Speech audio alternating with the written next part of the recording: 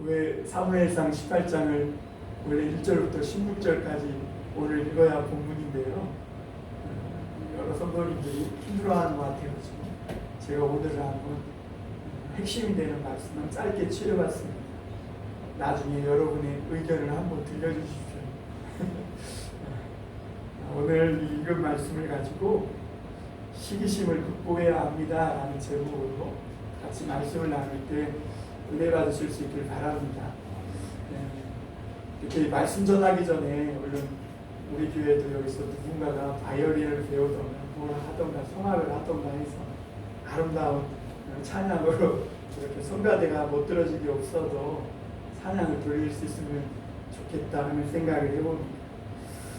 여러분, 보이지 않는 하나님을 가장 잘 보여줄 수 있는 게 뭘까요? 내가 병들었다가 오늘날 하나님의 기적으로 확 낫는 것일까요? 아니면 베드로처럼 제가 무리를 한번 걷는 그런 걸까요? 아니면 다른 사람들은 다 코로나로 인해 고통 겪고 수해로 고통인데 나만 아무 일도 안 일어나고 안전해서 그것이 하나님이 지켜주셨다는 그런 마음으로 하나님이 보이지 않는 하나님을 나타내 보일 수 있을까요? 보이지 않는 하나님을 가장 분명하게 내 가장 가까운 이웃이나 가족에게 드러낼 수 있는 확실한 방법은 내 자신의 변화입니다. 같이 해볼까요? 내 자신의 변화. 네, 그렇습니다. 그건 가까운 사람에게 보여줄수록 확실합니다. 왜냐하면 내 가까운 사람은 나도 못 바꾸는 내 남편을 누가 바꿔요? 하나님이 바꿔요. 내가 바꾸지 못한 내 아내를 누가 바꿔요? 하나님이 바꿔요. 하나님의 역사가 아니면 바꿀 수 없다는 것을 가장 잘 아는 사람들이 가족이기 때문에 하나님이 보이지 않지만 이 하나님이 정말 살아계시구나 하는 것을 보여줄 수 있는 사람, 있는 확실한 방법은 내가 변하는 것이죠. 사람의 마음은 굉장히 이중적입니다. 솔직한 사람이라면 내 안에 다른 사람이 잘 될 때 잘했다 박수 쳐주고 싶은 마음이 있지만 또 한 구석에서는 괜히 내가 아파오는 내 자신의 모습을 보게 됩니다. 그러니까 모든 인간은 이렇게 아름답고 좋은 걸 보면 좋아하는 그런 마음도 있지만 또 한편에는 아름답기 때문에 잘 되기 때문에 저 사람이 나보다 잘나고 또 잘생겼고 똑똑하고 예쁘기 때문에 미워하고 시기 질투하는 마음이 그 마음속에 다 있습니다. 이 시기 질투라는 것은요 별것 아니에요. 저 사람이 나보다 잘 살고 저 사람이 나보다 잘 나가고 또 저 사람이 나보다 승진이 빠르고 저 사람이 나보다 훨씬 잘 살아요. 옛날에는 저 사람이 우리 집 종이었는데 지금은 바뀌어갖고 저 사람이 지금 훨씬 더 잘 살아요. 여러분 조선 말기에 그런 경우가 많았대요. 특히 예수님 믿는 이 교회 안에 들어보면요. 옛날에 저놈이 종이었는데 오늘은 우리가 목사가 되어 있는 거예요. 자기는 큰 집 대벌집 대감이었는데 거기에 성도로 들어가가지고 그 종놈의 말씀을 들으니까 뒤가 잘. 그런데 그것을 잘했던 분 중에 한 분이 누구예요? 조만식 장로님이 자기 종에 이끄는 그 교회에 들어가서 자기가 오히려 종처럼 섬겼다는 것이죠. 그러니까 어떻게 되는 거예요? 야, 종으로 오신 예수님이 그 조만식 장로님을 통해서 형상화한 것이죠. 가장 큰 변화는 보이지 않는 하나님을 보여줄 수 있는 방법은 정말 내 자신이 변하는 것입니다. 어쨌든 이런 시기심이나 이 질투가 왜 나오냐면 내가 최고가 되고 싶은 이런 교만한 마음에서 사실 시작됩니다. 내가 최고가 돼야 되는데 또 최고가 되고 싶은데 될 수 없으니까 어떻게 해요? 다른 사람을 끄집어 내리는 것이죠. 그래서 모함도 하고 뒷담화도 하고 뒤에서 욕도 하고 그렇게 해서 깎아내려서 그 사람이 없어졌으면 하는 마음이 시기심인 것입니다. 나는 열심히 최선을 다하는데 왜 시기하는가? 나는 열심히 해서 모든 사람이 다 좋아지면 좋겠다 이런 생각을 가지고 하는데 왜 시기하는가? 열심히 최선을 다하기 때문에 시기하는 거예요. 너도 좀 헤매야 되고 너도 좀 부족해야 되고 너도 좀 나보다 좀 못난 면이 있어야 되는데 열심히 최선을 다하니까 그래서 잘 되니까 시기하는 것이죠. 시기심의 정체인 것이죠. 그래서 이 예수 믿는 사람들은요, 물론 그렇지 않은 경우가 많이 있기도 하지만 시기심의 대상이 될 때가 많아요. 왜냐하면 예수님 믿는 사람들은 되게 친절하거든요. 그리고 일반 사람들보다 사실 고상합니다. 그렇기 때문에 세상 사람들이 시기에 아이고 저거 모자랐다고 저렇게 고상한 척해 하면서 이렇게 시기의 대상이 될 때가 많아요. 그런데 중요한 사실은요, 이 시기가요 그 사람의 영혼에 독이 된다는 거예요. 여러분, 이 시기하는 사람들, 그 사람은 뭐 잘 될 것 같죠? 천만의 말씀이에요. 그 시기가 독이 돼가지고요 온 영혼에 퍼져서 결국에는 영혼이 마음이 병들어 그 사람의 삶이 파탄이 나게 됩니다. 사실 다른 사람이 잘 된다고 하는 것은 굉장히 좋은 일입니다. 나라가 발전하는 것이고 내가 속한 그 사람이 속한 그 단체가 발전하는 일이기 때문에 그렇습니다. 그런데 인간의 본성이 그것을 못 견디는 거죠. 조금 더 나보다 잘난. 그래서 우리가 인간은 어떻게 해야 되냐면 이 삐뚤어지고 구부러진 마음을 자꾸 하나님 앞에 가지고 나와요. 그래서 나도 모르게 싹트고 나도 모르게 올라오는 이 시기 질투 그거 그냥 내버려 두면요, 우리 한여름에 한 열흘 있다가 한번 밭에 가면 어떻게 돼? 아니 불밭대죠. 곡식으로 내가 알지도 못한 이름 부를 들풀만 이렇게 커가지고 열매 없는, 그래서 가을에 보면 거들것 하나 없는 밭이 되거든요. 그런 영혼이 인생이 되어버리는 것이죠. 그래서 이런 마음을 가지고 하나님 앞에 나와서 자꾸 분명히 알잖아요. 우리 인생의 가장 근본 문제가 어디서부터 시작되냐면 생각대로 행동 따르기. 생각은 내가 선해야 돼, 아름다워야 돼, 알죠. 내가 나쁜 짓 하면 안 돼, 알아요. 그런데 어떻게 해요? 행동은 선하고 나쁜 짓을 하고 있어요. 사도 바울도 오호라 나는 곤고한 사람. 이 사망에 비해서 누가 나를 건져요? 그러니까 인생의 문제가 거기 이중적인 마음. 사람은 누구나 다 이중적이거든요. 다 이렇게 옷 입고 있으니까 다 선남 선녀고 의사고 군인 장교고 하지만 다 깨고서 보면 다 거기서 거기 이중적인 마음입니다. 그러니까 인생의 문제가 생각 따로 행동 따로 거기서 오는 이 딜레마, 이 어려움이 우리 인생의 큰 고통이 되는 것이죠. 다윗은 무명의 목동으로 있었을 때 아무도 신경 쓰지 않았어요. 심지어 형도 신경 쓰지 않았어요. 사무엘이 집에 찾아갔을 때 아버지도 신경 쓰지 않았어요. 그런데 어느 날 이스라엘 벌벌 떨게 하는 이 블레셋 골리앗을 물리치고 나서는 한순간에 이스라엘의 영웅으로 떠오릅니다. 그러니까 아무도 신경 쓰지 않던 이 목동 다윗을 이스라엘의 이 귀족들과 그 왕족들이 견제와 시기를 하기 시작한 것입니다. 그 중에 다윗을 최고 시기한 사람은 누구냐? 그리고 다윗을 어떻게든지 죽이려고 없애려고 했던 사람이 누구냐? 다윗이 골리앗을 무찌르러 갈 때 다윗에게 칼도 주고 자기 투구도 주고 갑옷도 벗어주던 사울왕. 이 사울왕 다윗이 죽을까봐 너는 싸울 수 없다. 그런데도 싸우러 가겠다는 이 다윗에게 막 자기 투구도 벗겨주고 자기의 왕의 모든 것을 주던 이 사울이 시기심에 차가지고 이제는 다윗을 가장 먼저 없애고 죽이려고 하는 그런 사람으로 돌변합니다. 그런데 다윗은 이것을 이해하지 못해요. 다윗은 사울왕이 시기심이 있다는 것을 몰라요. 왜냐하면 시골 목동으로 있었기 때문에, 시골 양친의 일만 했기 때문에 그 시골 그 산골짜기에서 있을 때는 이 예루살렘의 정치판을 모르는 거예요.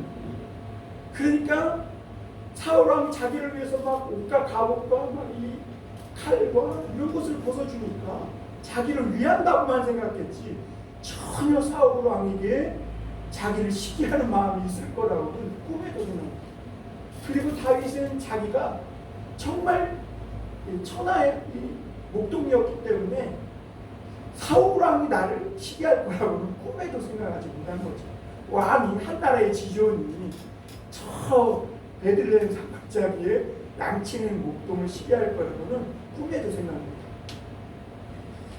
오늘 우리가 이 말씀에서 한번 생각해 볼 것은 그럼에도 불구하고 다윗을 시기하지 않은 요나단이 있었음을 보게 됩니다.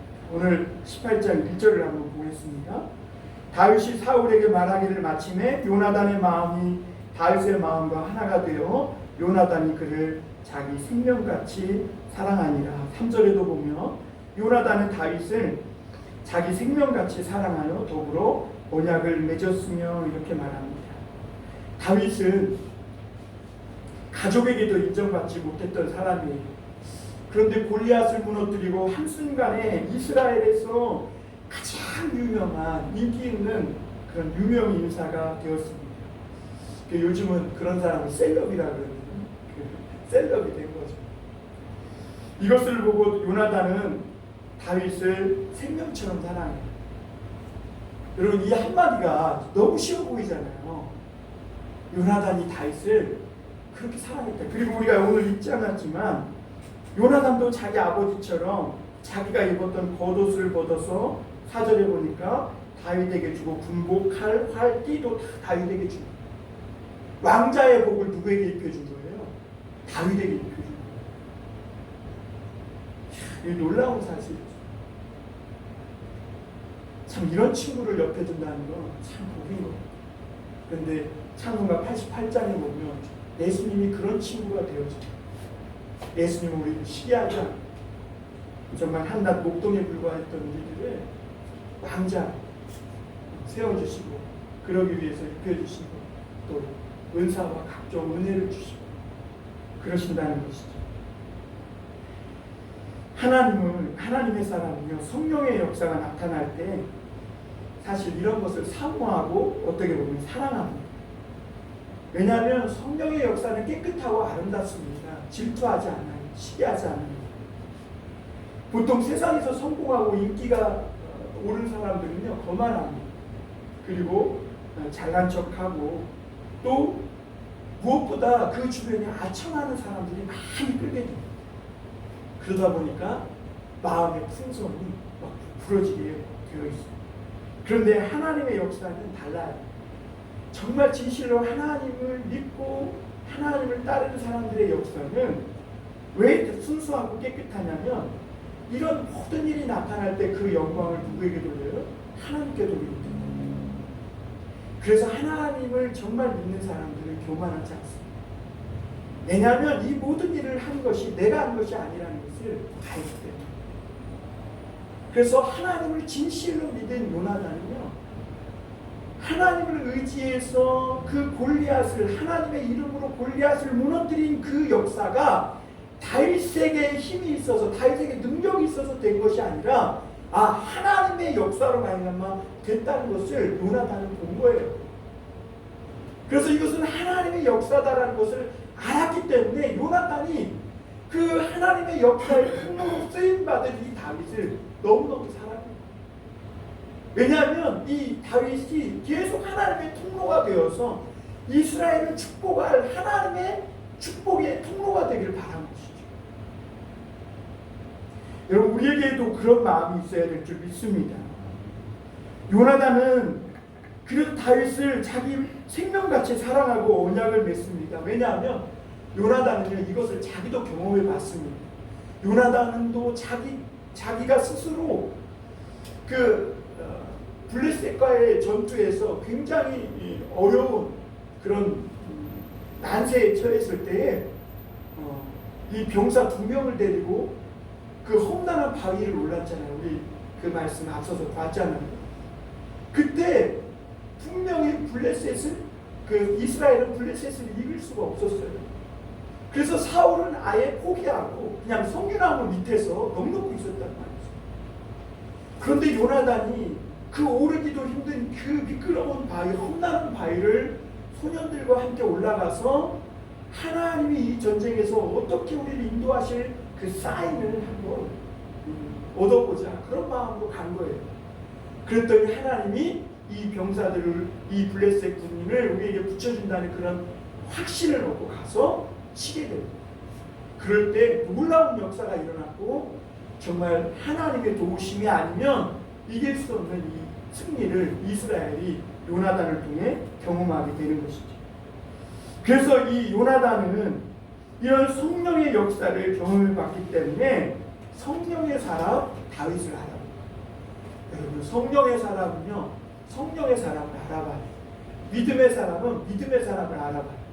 여러분, 귀신 들린 자는요, 믿음 없는 사람을 잘 알아봐요. 한번 바울이 그 전도 여행을 가가지고 막 귀신들을, 에베소에 가서 막 귀신들을 내쫓고 병을 치료하고 바울의 손수건만 닿아도 막 고쳐지는 역사가 있으니까 어떤 사람도 가가지고 바울 흉내를 내며 귀신을 내어쫓으려고 하니까 뭐라 그래요? 그 귀신 들린 사람, 내가 바울도 알고 예수도 알고는 너는 누구냐는 거예요 하면서 그 붙었던 귀신이 그 사람에게 뛰어들어가가지고 그 사람이 귀신 들렸어요. 여러분, 믿음의 사람은 믿음의 사람. 세상 사람은요, 우리를 보면 믿음 없는 사람인지 믿음 있는 사람인지 다 알아요.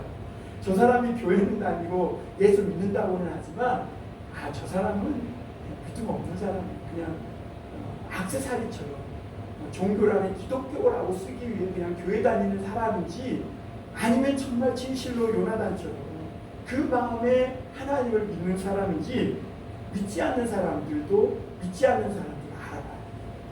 특히 이 강신모들, 그러니까 공부에서 이 역학자가 무당된 사람이 아니라 신이 이렇게 임해가지고 이만 무당들 있잖아요. 그런 사람들은 진짜 예수 믿는 사람들, 믿지 않는 사람들을 잘 분별해낸다 그래요. 저도 한번 가봐야 될 것 같아요. 어쨌거나 하나님의 사람은 하나님의 사람을 알아보고, 이렇게 하나님의 역사가 나타날 때 좋아하는 사람이 있는가 하면 빈정되고 안 좋은 소문을 터뜨려서 공격적인 반응을 하는 그런 사람도 있습니다. 성령의 역사라면, 제 생각 같으면 그 성령의 역사라면 모두 다 좋아할 것 같고, 특히 이제 교회 안에서, 교회 밖에 그렇다 쳐도 교회 안에서 성령의 역사를 통해서 어떤 일을 잘 아름답게 이루어냈다면 다 좋아할 것 같잖아요. 천만에 만. 저도 깜짝 놀랐어요. 세상 밖에 있는 사람들도 내가 어떤 일에 대해서 막 시험에 합격하거나 그러면 막 진실로 축복해 주는데, 교회 안에서도 그렇지 않은 사람이 있더라고요. 그래서 저도 깜짝 놀랐습니다. 사람의 삐뚤어진 시기와 질투로 잘못된 마음을 가진 사람들도 그 안에 있더라고요. 그런데 여러분, 오늘 요나단은 다윗의 성공을 정말 진심으로 축복해주고 사랑해주는 사람이었습니다. 여러분, 우리가 이런 사람을 만나야, 다윗이 단숨에 유명해졌는데 요나단이 그를 사랑하기가 어려웠을 거예요. 어떻게 보면 요나단의 라이벌이잖아요. 라이벌, 경쟁자. 그런데 그런 경쟁자 다윗에게 자기 군복과 옷과 칼과 띠와 활을 다 벗어줍니다. 이것을 볼 때 인간적으로 보면 요나단이 마음이 얼마나 넓은 사람인지, 또 영적인 안목으로 볼 때는 저 사람이 얼마나 신앙이 진실하고 하나님 앞에서 거짓없는 신앙이었는지를 우리가 알 수가 있습니다. 하나님의 이름을 모욕하는 이 골리앗을 무너뜨린 다윗의 승리는, 요나단은 하나님의 승리라는 것을 믿었고, 요나단은 그 믿음으로 이런 놀라운 이 일들이 계속해서 이스라엘에서 일어나기를 바라는 마음으로 다윗을 축복해 주었던 것입니다. 여러분, 우리는 다 최고가 되고 싶은 마음이 있습니다. 다른 사람이 더 유명해지고 더 큰 일을 할 때 올라오는 시기심도 있습니다. 그럴 때 우리는 우리 마음을 잘 다스려야 합니다. 하나님의 역사가 그 그 사람을 통해서 계속 일어나기를 진심으로 기도하고 축복해 줘야 합니다. 그러기 위해서는 여러분 하나님 말씀으로 잘 다스림 받는 사람이 되어야 할 줄 믿습니다. 그렇지 않으면 나도 모르게 질투의 화신이 되어서 질투의 불에 휩싸여서 눈멀고 마음의 통제를 잃어버려서 나중에는 이 사울이 어떻게 돼요? 다윗을 죽이려고 창을 던지고 그것이 심화되니까 나중에는 어떻게 돼요? 정예병 3,000명을 뽑아가지고 다윗 하나를 죽이려고 이스라엘을 샅샅이 뒤적거리는 어찌 보면 리치왕이 궁예 같은 짓을 하는 정말 정신병자 같은 짓을 하는 사람들이 됩니다. 한마디로 표현하면 왜 그런 인생이 됩니까? 하나님의 은혜에서 여러분 마음은 사람의 마음은 식물로서 굳게 할 것이 아니라 하나님의 은혜로서 부드럽게 된다. 여러분 마음이 늘 은혜 받는 마음 되시길 바랍니다. 또한 우리가 오늘 말씀을 통해 생각해 볼 것은 사람들의 평가에 일희일비하지 않는 사람이 되어야 한다는 것입니다. 오늘 6절 8절입니다. 한번 보겠습니다. 우리 같이 읽어볼까요? 시작. 무리가 돌아올 때 곧 다윗이 블레셋 사람을 죽이고 돌아올 때에 여인들이 이스라엘 모든 성읍에서 나와서 노래하며 춤추며 소고와 경새를 가지고 왕 사울을 환영하는데 여인들이 뛰놀며 노래하여 이르되 사울이 죽인 자는 천천히요 다윗은 만만이로다 한지라. 사울이 그 말에 불쾌하여 심히 노하여 이르되 다윗에게는 만만을 돌리고 내게는 천천만 돌리니 그가 더 얻을 것이 나라 말고 무엇이냐 하고. 여러분 오늘 여인들의 평가가 나옵니다. 요즘 여인들의 여론이 세죠. 이스라엘에서 중요한 것이 여론입니다. 왜냐하면 이스라엘은 아직까지 제대로 된 나라가 아니고 동맹국가이기 때문에 그렇습니다. 그 여론을 통해 그 사람에 대해 평가되는데 그래서 사울도 왕으로 뽑히게 된 것이죠. 그런데 여인들의 노래가 이스라엘에서 굉장히 중요했습니다. 그래 오늘 다윗과 사울이 골리앗을 이기고 돌아올 때 여인들이 이를 축복하고 환영합니다. 왜냐하면 망할 것 같은 이스라엘이 이 골리앗 때문에 벌벌 떨고 있다가 골리앗을 물리치고 전쟁에서 승리하고 돌아오니까 온 이스라엘 사람들이 이 전쟁에서 돌아온 이 사람들을 환영하고 막 축복하는 것이죠. 그런데 오늘 우리가 금방 읽었던 대로 여인들이 노래를 지어서 축복하는데 뭐라고 환영하냐면 사울은 천천히요 다윗은 만만히요. 여러분 이 말 들으면 어떨 것 같아요? 여러분 그냥 허허 하면서 털어버리고 웃으면서 털어버릴 수 있습니까? 그러면 그 사람은 정말 은혜 받은 자예요. 그럴 수 있길 바랍니다. 어떤 사람과 나를 비교해서 누군가가 저 사람은 천천히고 너는 저 사람은 만만이고 너는 천천히야. 그럴 때 그래 나는 사실 네가 생각하는 천천보다도 더 못한 사람이야. 이렇게 생각할 수 있는 그런 마음을 하나님 앞에서 품을 수 있는 우리들이 되었으면 좋겠습니다. 여러분 사람들은 거의 자신을 볼 때 객관적이지 못하다고 해요. 그러고 싶지만 여러분은 어떠세요? 여러분에 대해서 객관적인 평가를 좀 내려봅니다. 대부분 사람들이 다 자기 주관에 빠져서 자기를 생각한다. 그래서 사람들이 종종 이상한 돌발 행동을 한다. 나 정도면 괜찮은 사람이 이 정도면 뭐 이쁘고 또 이 정도면 잘 살아왔지, 이 정도면 친구 관계 괜찮고 인맥 좋고 이 정도면 뭐 세상에 나쁜 짓 안 하고 다른 사람 피해 안 주고. 그런데 여러분 자신을 객관적으로 보아야 이상한 짓을 절대로 하지 않는다고요. 자기를 객관적으로 못 보면요 자기가 늙은지도 모르고 젊은 사람 여자 어깨에 손 올리고 술 팔아준다는 명목으로 괜히 몸 만지고 그러는 거예요. 그러니까 자기가 인생이 얼마나 늙었는지를 봐야지. 객관적으로 볼 수 있어야 돼요. 그걸 못하니까 어떻게 하는 거예요? 돌발 행동을 하고 이상한 짓 하는 것이죠. 그래서 하나님의 사람들이 훈련받아야 될 것이 뭐냐면 자기 주관이 아니라 객관적으로 뭐예요? 하나님 말씀으로 자기 자신을 자꾸 거울로 비춰보듯 비춰봐라. 그 말씀 앞에 자꾸 나와야 됩니다. 여러분 예배만 잘 드려도요 우리가 성경 공부를 많이 할 수 있어요. 왜냐하면 교회가 예배가 많거든요. 새벽 예배, 주일 오전 예배, 오후 예배, 수요 예배, 금요 예배, 이것까지 합치면 예배가요 일주일에 10번도 넘어. 그런데 이 예배만 잘 참석해도요 성경 막 죽으라고 일독해야지 이렇게 하지 않아도 돼요. 이것만 예배만 잘 참석해도요 1년이면 거의 성경 일독을 다 해요. 왜냐하면 저는 강해설교 그리고 성경 공부를 많이 할 수 있어요. 이렇게 왜 어떤 사람은 이렇게 불평해요. 한국 교회는 예배가 너무 많아서 개인 삶을 못 살게 해요. 여러분 우리가 성령의 인도함을 받으려면요 그만큼 말씀을 많이 들어야 돼요. 그래야 말씀으로 내 삶이 제어가 되거든요. 유유상종이라고 내가 믿지 않는 자들과 계속 오랫동안 너무 많이 있으면 나도 모르게 거기에 물들게 근묵자학이라고 했죠. 이 먹을 만지는 사람이 손에 먹물이 안 탈 수가 없는 것입니다. 믿지 않고 술 먹고 또 나쁜 짓 하고 거짓말하고 이런 사람들 자꾸 만나면 나도 내 마음에 그런 것들이 오염되게 됐어요. 다윗도 그런 거죠.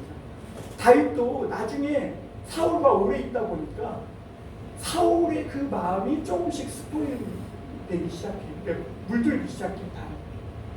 그래서 하나님은 그 다윗의 행동을 기뻐하지 않고 나중에 연단 프로그램에 집어넣어서 그를 용광로 속에 고난의 용광로 속에 집어넣어서 다시 훈련시켜서 이스라엘의 리더로서 면모를 갖춘 다음에 그를 왕으로 세워서 쓰는 것을 우리가 볼 수가 있습니다. 보통 지도자들은요 자신이 잘한 것만 생각해요. 저도 그래요. 저도 이 정도면 잘한 거 아니고 다 부족하지 뭐 이러면서 스스로 좋은 평점을 줍니다. 왜냐하면 자신이 보고 싶은 것만 보고 믿고 싶은 것만 믿는다는 거예요. 지도자들이. 그런데 무언에 침묵하는 다수가 있다는 것을 생각할 줄 알아야 합니다. 사울왕은 블레셋과 싸우면서 고생도 많이 했습니다.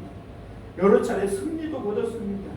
그 사람들이 돌아올 때 전쟁에서 돌아올 때 좋은 점수를 줄 줄 알았는데 어디서 본 적도 없는 이 시골대기 이 다윗에게는 천만만을 주고 자기에게는 천천을만 주는 이런 평점을 하느냐는 것이죠. 이 조작한 거 아니야? 막 이러면서 불쾌감이 들면서 노하기 시작합니다. 오늘 말씀에 보면 사울이 이 말을 들을 때요 굉장히 불쾌하며 노하였다 이렇게 말합니다. 심히 노하였다.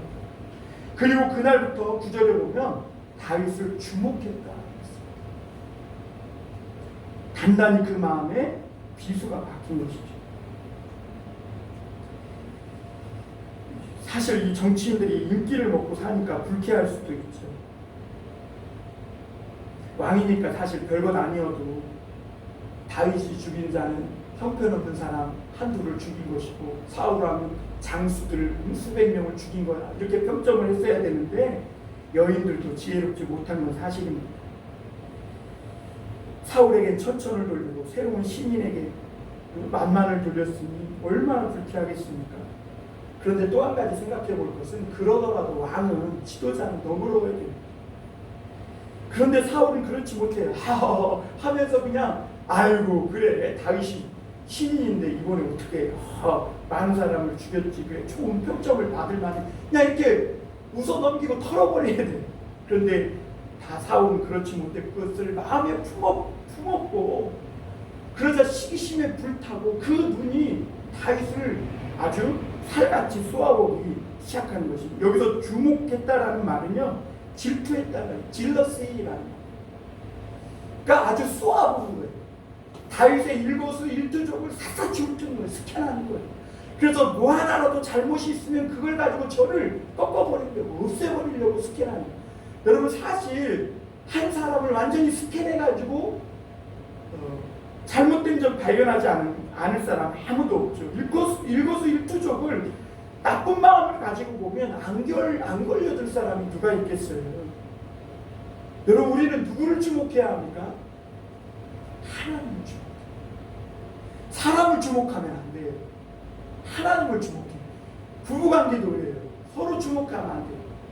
당신 나한테 이랬지. 한번 두고 보자. 그러면서 부인이 어디 가나, 남편이 뭐 하나, 이거 막 주목해고 그러면 안 돼요. 사람을 주목하면 마음이 병들기 시작해요. 같이 해볼까요? 사람을 주목하면 마음이 병든다.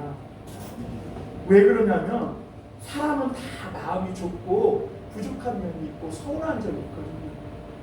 그래서 병들어요. 다윗은 골리앗을 물리치고 모든 일이 잘 될 줄 알았죠. 그런데 세상이 그렇게 간단하지 않습니다. 시기심에 걸려든 것입니다. 왕의 신하와 장수들 모두가 다 다윗을 시기했고 자기 투구를 씌워준 갑옷을 입혀준 사울이 가장 시기하고 죽이려고 합니다. 다윗은 이것을 아까 말씀드린 대로 몰랐어요. 왜냐하면 양만 키웠기 때문에 세상 물정을 모르고 현실도 모르는 거예요. 사울은 이렇게 좋지 않은 마음을 품으면서 마음의 안정이 깨지기 시작하고 감정 조절을 하지 못하기 시작합니다. 그러면서 더욱더 병들기 시작합니다. 여러분, 하나님의 은혜를 받지 못한 사울은 시기심에 차서 점점 더 그의 육체도 병들어갑니다. 여러분, 우리 은혜 받고 다 털어버리시길 바랍니다. 10절에 보면 그의 두 딸 하나님께서 부리시는 악령이 사울에게 힘있게 내리매 그가 집안에서 정신없이 떠들어대므로 다윗이 평일과 같이 손으로 수금을 타는데 그때 사울의 손에 창이 있는지라. 여러분, 그때 어때요? 어느 때예요? 시기심에 가득 차서 다윗을 주목하여 볼 때, 그 별것 아닌 말에 시기심에 불탈 때, 그때 사울에게 악령이 어떻게 해요? 힘있게 돼요. 정신없이 떠들어대요. 그 집에서 애들은 엄마가 막 정신없이 막 잔소리 해대거나 그냥 악령이 힘있게 된다 이러고 털어버려요. 마음에 드죠. 부인은 남편이 막 뭐라고 잔소리 했대요. 그러면 아유 또 악령이 된다 그냥 털어버려요. 그리고 은혜 받고 잊어버려요. 하나님께서 망할 수밖에 없는 나라를 지켜주고 새로운 일꾼을 일으켜주시니까 사울에게는 얼마나 좋은 일이에요. 그런데 새로운 일꾼들, 지도자들이 그러죠. 이제 은퇴할 때가 다 돼도 지도자들은 새로운 일꾼이 일어나면 자기도 똑똑하고 잘나면 은근히 짓밟고 은근히 눌러서 아주 일어나지 못하도록 짓밟아 버리는 경향이 있어요. 사울은 그렇게 시기심에 불타자 영혼이 병들면서 성령이 떠나고 악령이 임하기 시작합니다. 사람은 마음과 감정이 안정되지 않으면 이상 행동을 합니다. 특히 우리가 예수 믿는 사람들이 조심해야 될 게 뭐냐면 예수 믿는 사람들은 내모탕을 왔다 갔다 합니다. 하나님 말씀 드릴 때는 막 은혜 받아가지고 마음이 따뜻해져요. 그런데 세상에 가서 또 일상생활을 하다 보면 싸그리 식어버려요. 냉모탕을 왔다 갔다 해요. 그러니까 정신이 하나도 없어요. 냉탕 온탕 냉탕 온탕. 그러니까 이건 심지어 내 정체성이 의문이 들기도 할 때가 있어요. 내가 구원인 사람. 이럴 때 조심해야 됩니다. 그러면 감정 통제가 안 돼요. 그래서 여러분, 은혜 받은 후에 예수 믿는 사람은 조심해야 돼요. 은혜 받은 후에는요, 되게 나쁜 것도 좀 끊고 안 하고 좀 참아야 돼요. 옛날에 그 어떤 사람이 40일 금식하고 내려오다가 누가 치킨 권하니까 치킨의 그 냄새가 얼마나 좋습니까? 그 실제 있었던 일이에요. 그래서 닭고기 좀 한번 먹고 힘을 내야지 한다고 먹었다고 죽었잖아요. 청계산이 뭐 어떻게 진짜 저 학생 시절에 그런 얘기 들었거든요. 은혜 받았으면요, 그 은혜를 소중히 간직해서 그 불이 꺼지지 않게 관리하는 것이 굉장히 중요합니다. 그런 불을 다시 안 와요. 하나님이 주셨을 때 소중히 여기고 관리할 줄 알아야 돼요. 그 은혜 언제 또 올지 몰라요, 여러분. 근데 사울이 그랬잖아요. 하나님이 주신 은혜의 불을 함부로 다루고 그냥 자기의 상황에 맞춰서 그냥 이리 됐다 저리 됐다 살아가니까 은혜도 떠나가고 그 자리에 뭐가 남아요? 악령만 남는 거예요. 더 나쁘게 변하는 거예요. 깨끗해지니까 더 악한 귀신 7이 들어와서 그 인생을 완전히 망쳐놓는 거예요. 그러니까 이 사울이 발작해서 이제는 다윗의 연주도 먹히잖아요. 왜냐하면 다윗 때문에 지금 시기심에 차 있는데 그 다윗이 앞에서 자기의 그 괴로운 심정을 위로한다고 수금을 치고 있는 거예요. 그런데 수금을 타도 또 저놈의 다윗은 왜 이렇게 잘 타?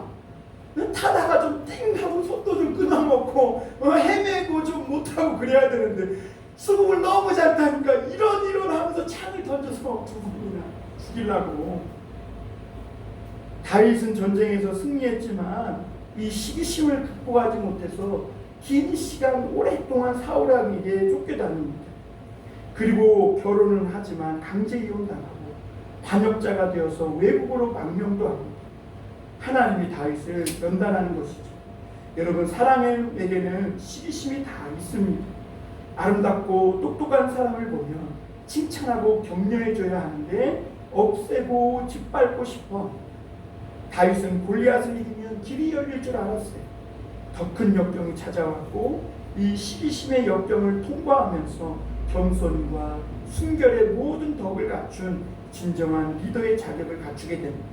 우리 시간이 많이 갔지만 짧게 하나만 더 생각해 보겠습니다. 결국에는요, 다윗이 사울의 함정에 걸리게 됩니다.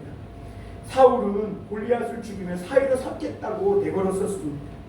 그런데 다윗은 시골의 목동이었고 가족에게도 인정받지 못했기 때문에 사울 왕의 사위가 되게 해주겠다는 이런 말에 자기가 골리앗을 이긴 것으로 인해 굉장히 그 말이 쏠려 있었음을 볼 수가 있습니다. 그래서 16장에 보면 골리앗을 이기면 사울 왕이 무엇을 해준다더냐 라고 다윗이 주변의 병사들에게 물어보는 장면이 나오게 됩니다.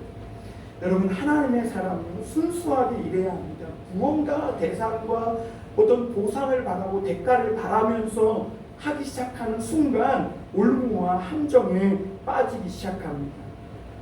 17절에도 보면 사울은 자기 딸 메랍을 주기로 하고 다른 사람에게 시집을 보내는 일들이 있는 것을 보게 되고, 또 결국은 미갈을 또 걸고 다윗을 유혹해서 사울은 다윗을 자기의 올무에 이렇게 빠지게 하는 것을 볼 수 있습니다. 사랑하는 성도 여러분, 이 다윗이 이 사울 왕이 마음속에 있었던 시기심의 그 악한 것을 보지 못하고 사울은 사실 다윗을 자기 사위로 삼을 생각이 1%도 없어요. 그런데도 다윗은 그것을 모른 채 사울 왕의 사위가 되겠다는 이 마음에 쏠깃해서 자기의 이 하나님이 주신 그 은혜들 있잖아요. 사무엘이 몰래 가서 사울 왕이 죽일까봐 몰래 가서 막 기름 부어가지고 간신히 찾아가지고 기름 부어주셔서 장차 이 나라를 위해서 하나님이 어떻게 쓰실 그런 비전과 꿈을 주셨는데 그 은혜를 그냥 헌신짝처럼 사울 왕이 되게 됩니다. 사울 왕의 사위가 되게 됩니다. 그래서 사울 왕이 이스라엘 블레셋의 포피 100을 배워오면 사울의 딸 미갈을 죽였다. 그럴 때 자기는 죽을지도 모르고 거기에 들어가서 무고한 생명 포피 200을 데리고 죽이는 것을 보았어요. 나중에 다윗이요, 성전을 지을 때 하나님이 너는 성전 짓지 못해요. 왜요? 피를 너무 많이 줘. 이것이 자기에게 큰 누가 되는 것을 보았어요. 사랑하는 성도 여러분, 우리는 늘 실수하는 어린아이와 같습니다. 하나님이 챙겨주시지 않으면 다 넘어지고 자빠집니다. 여러분 자신을 소중하게 여기십시오. 하나님이 여러분에게 주신 그 은혜들, 그 유혹 때문에 또 시기심으로 인해서 누군가가 쳐본 이런 덫에 유혹에 빠져서 헌신짝처럼 버리는 그런 일이 없기를 바랍니다. 하나님께서 내 삶을 정말 나답게 축복해 주신다. 하나님이 내 일생 동안 나에게 주신 분복이 있다는 것을 믿고 다른 사람을 시기하지도 말고, 할렐루야, 또 내가 시기의 대상이 되지 않도록 겸손하고 또 내 교만한 내 자신을 쳐서 하나님 앞에 복종하는 훈련을 날마다 할 수 있는 저와 여러분이 다 되셔서 축복과 통로가 되시기를 주님의 이름으로 축원합니다. 기도하겠습니다.